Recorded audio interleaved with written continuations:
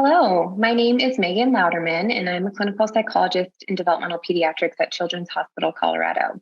I'm excited to be here with you today. We're going to talk about temperament, specifically what it is, how we're learning about it in the Extraordinary Baby Study, and what we're learning about the unique temperamental profile of children with sex chromosome trisomy. The information we're going to talk about today was gathered as part of the Extraordinary Baby Study, and here are some of the members of the team who supported with this research. So why did we decide to study temperament? We found that many of our families that we see in the study have reported that their children are relatively easy to manage in their first year of life. We wanted to better understand what this means and if there are true statistical differences between the temperamental profiles of babies with sex chromosome trisomies and those who do not have those sex chromosome differences. If so, what exactly makes them easier to manage, and how can we use this information to support their unique needs?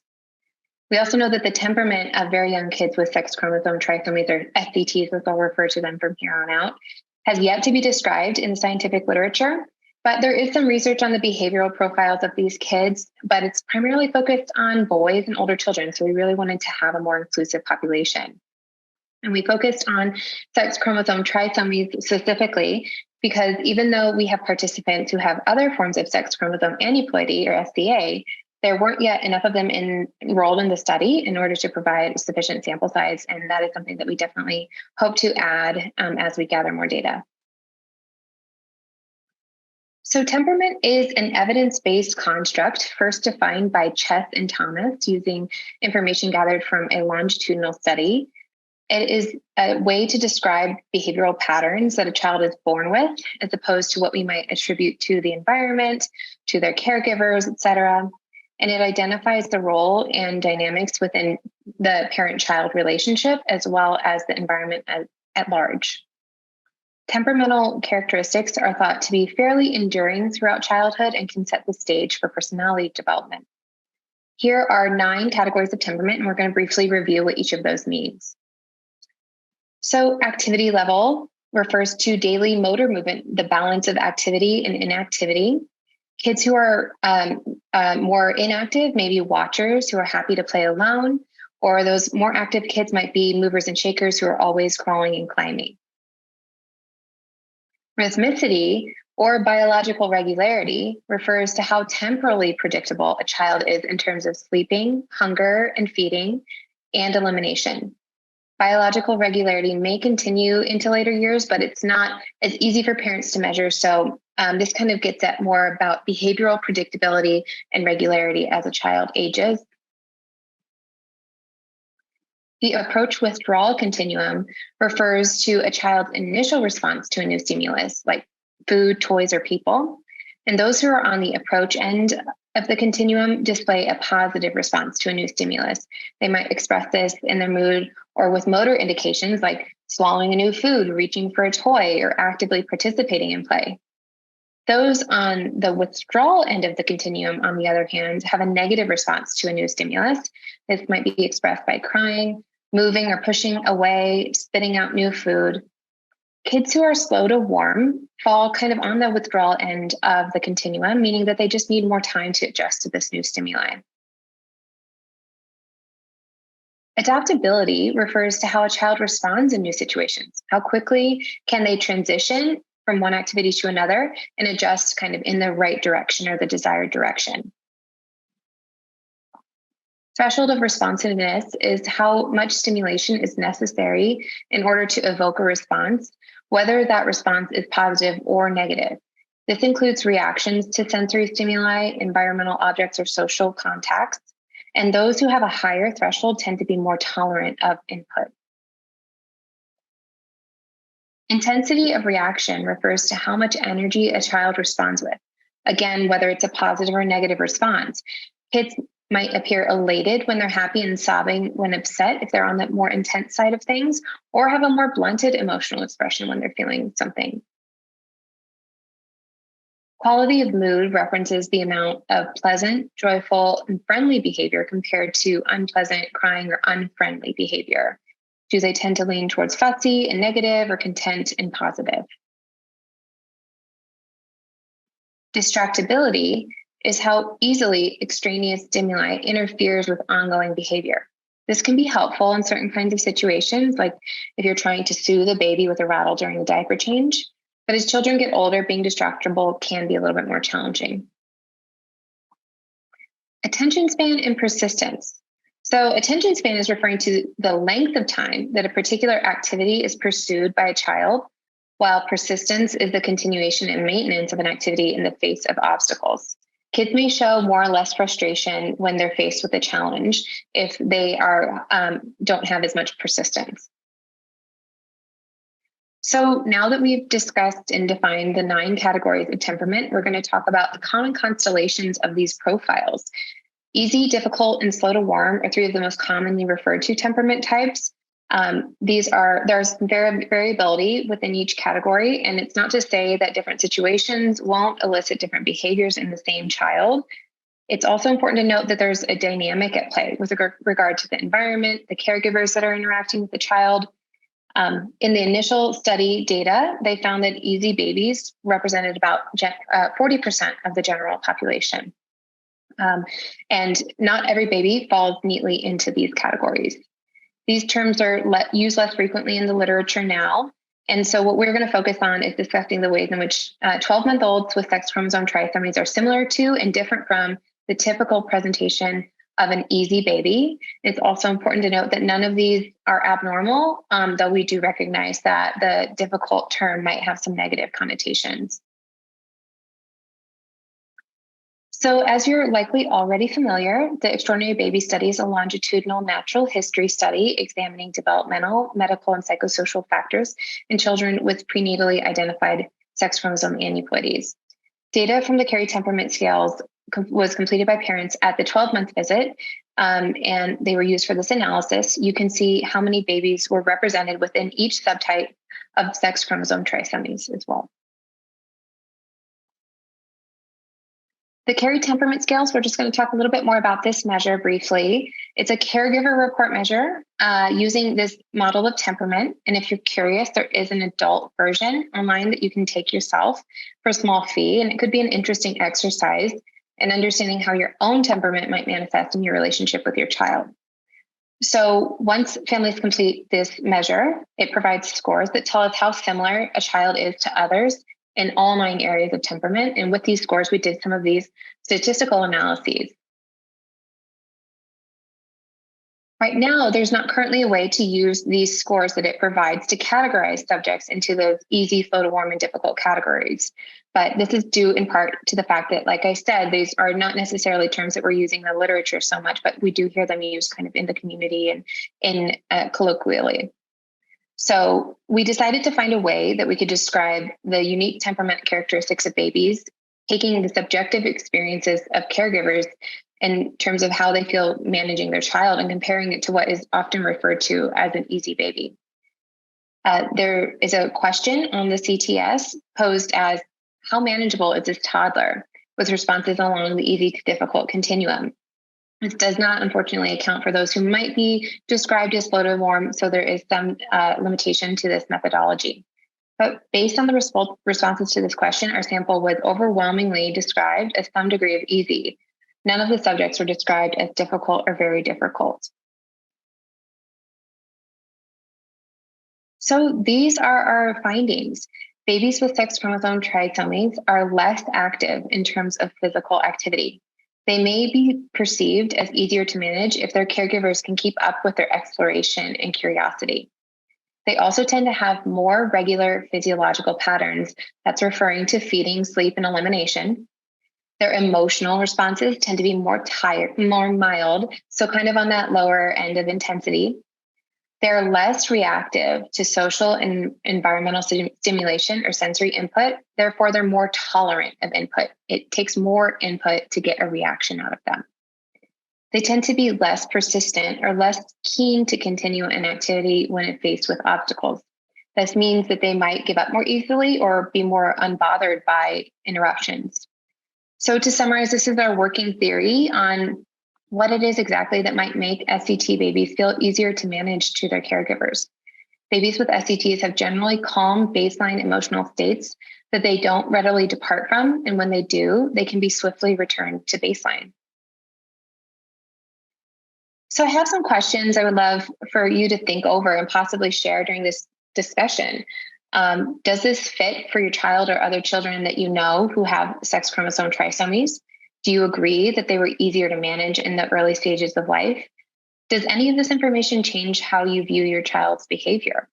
And how might this information help other parents? I'm also really curious if this was true for your child and they're older now, how does this look as they grow up? And that's something that we're hoping to study more. Here's a Venn diagram that compares the profiles of SCT easy babies and typical easy babies. Both SCT easy babies and typical easy babies had high levels of rhythmicity in terms of their physiological patterns, as well as low levels of intensity in terms of their reactions. It's not surprising that these characteristics contribute to how manageable a child may be, particularly in the early stages of life. Typical easy babies are characterized more by these approach tendencies, high levels of adaptability, and a generally positive mood, while SET easy babies did not exhibit these tendencies but fell along kind of typical expectations here. Rather, SET babies are unique in that they demonstrated lower levels of activity, lower levels of persistence, and higher thresholds of responsiveness.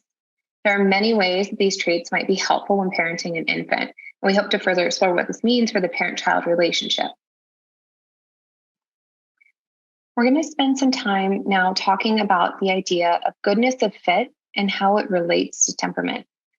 A child's intrinsic features might influence the caregiving relationship, and goodness of fit is the idea of how a caregiver's temperament and a child's temperament interact.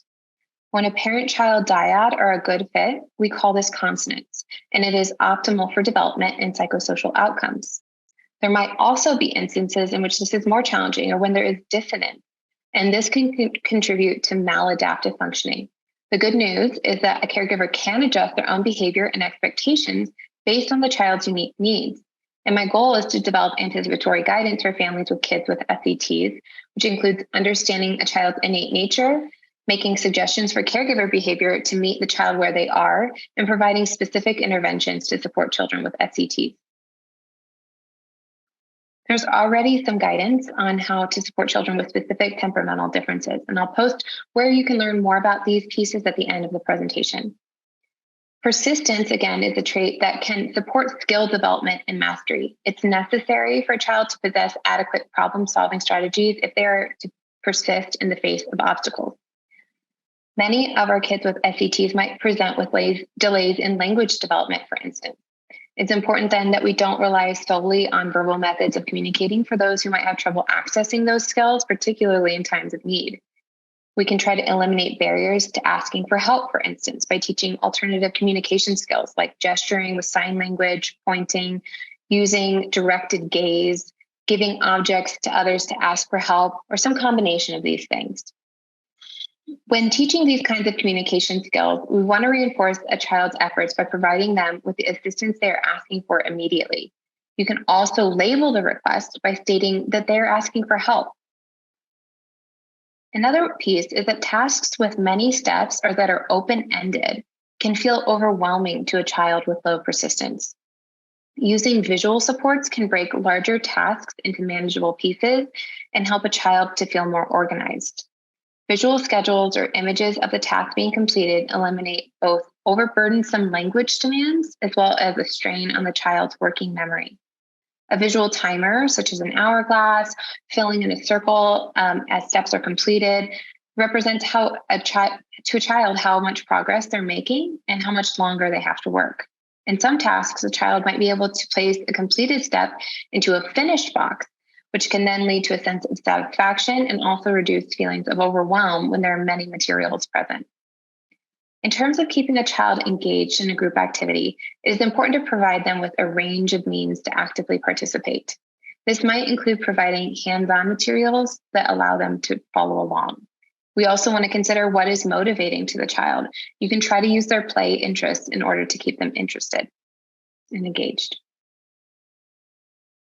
Another piece that we'd like to think about is setting developmentally appropriate expectations in order to maximize persistence. We want tasks to be sufficiently challenging, but not impossible based on a child's current skill level. Always build in opportunities for success so that they don't get too discouraged. For instance, you can alternate challenging tasks with those that they're more proficient in. You can stick with what you're trying to teach them until it's mastered before you increase the complexity. Try not to present them with materials that are beyond their current skills. The process of working hard should be emphasized, with acknowledgement of steps in the right direction rather than waiting to reinforce their efforts until the ultimate desired outcome is achieved. If a child is trying to move on prematurely or is giving up, encourage them to take one more turn before moving on. Additional attempts should be rewarded with praise as well as a promised break. Little by little, they'll be able to participate in these tasks for longer and will likely make progress. We also want to avoid rewarding or reinforcing maladaptive behaviors. For instance, if a child learns that throwing items or crying is a good way to get out of a non-preferred task, they will continue engaging in that behavior to avoid frustration. Instead of giving in, you can encourage them to take one more try and wait until they've calmed to provide them with a break. Breaks can also have a set time limit, so they're not able to escape the task indefinitely. Our kids with sex chromosome trisomies are more likely to present with lower activity levels, which can look like preferring calmer activities or observing others, and it's okay to follow their lead in play. They may never prefer those livelier games. At the same time, it may be necessary to increase their physical activity in order to optimize arousal levels such that engagement and learning can occur. Increasing access to physical activity might include creating specific spaces for physical activity to occur or incorporating it into daily routines. Add in physical activity prior to engaging in a more sedentary activity as well as afterwards. Occupational therapists can perform a more specific analysis of what type of routine would be most beneficial in terms of an individual child's needs. Kids who have high thresholds of responsiveness require higher levels of sensory input and can benefit from sensory-rich experiences. While providing these opportunities, it's also necessary to keep an eye out for overstimulation. Kids may end up engaging in sensory-seeking behaviors, and at times this can be extreme or even harmful, as is the case with self-injury. Occupational therapy, again, can identify if there are certain scenarios that sensory-seeking behavior occurs and provide alternative sensory input if necessary. Babies with SCTs are more likely to have highly regular physiological patterns. So in that sense, routines can be useful. Try to maintain them across caregivers and settings when possible. If you're traveling or if there's another character, try to maintain consistency within the routine. Respect their natural rhythms with regard to eating, sleeping, and diaper changes. Try to complete those routines in the same place every day, as this predictability can be comforting. It's also important to recognize that changes in routine are inevitable, and learning how to be flexible is a valuable skill. You can help them to adjust to their changes in routine. Try communicating what's happening. If there are any feelings that might be associated with the change, like disappointment or anxiety, provide advance warning of the change when possible, and use visual aids to supplement your communication, particularly when kids are too young to understand what we're trying to tell them. This might include things like social stories or picture schedules that show where they're going. When kids with SCTs express emotion, it may be milder in intensity compared with other children. It's just as important to foster their emotional development, including helping them to identify emotions by labeling them and using your facial expressions to reflect a feeling. You can read books with them that talk about emotions and narrate what emotions you observe in others. Your child's cues may be subtler, and you may have to pay closer attention to recognize how they're feeling.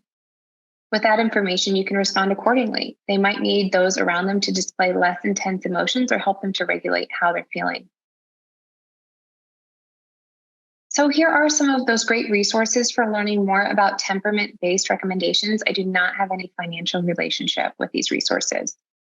The Preventative Ounce is an anticipatory guidance program where you can complete a temperament questionnaire on your child and get strategies for managing your child's behavior. It costs $10 a year. The Infant Toddler Temperament Tool can be downloaded for free through the Center for Early Childhood Mental Health Consultation. You can use this self-guided tool to identify both you and your child's temperament, as well as how to foster their development. The adult temperament questionnaire, as I mentioned earlier, was created by the same developers as those who developed the Carey temperament scales that we used for the study. And so for $12, you can learn more about your own temperament. And this is an example of the kind of graph that comes out. And you can learn a little bit more about some considerations for yourself and your own individualized needs. There's a lot of exciting things that we're hoping to do as we learn more about the temperament of babies with SCTs. We hope to gather more data to determine if there's differences between these SCT subtypes. We're also hoping to learn if these early temperamental traits are stable over time. We want to understand if there are protective benefits in terms of having an easy baby. Families of children with SCTs are often dealing with other challenges like developmental differences, and this might help to buffer those effects when parenting these children. And as I mentioned, developing an anticipatory guidance program for children with SCTs in order to support that goodness of fit. I welcome any questions, and please feel free to reach out to me if there's anything else that you'd like to discuss.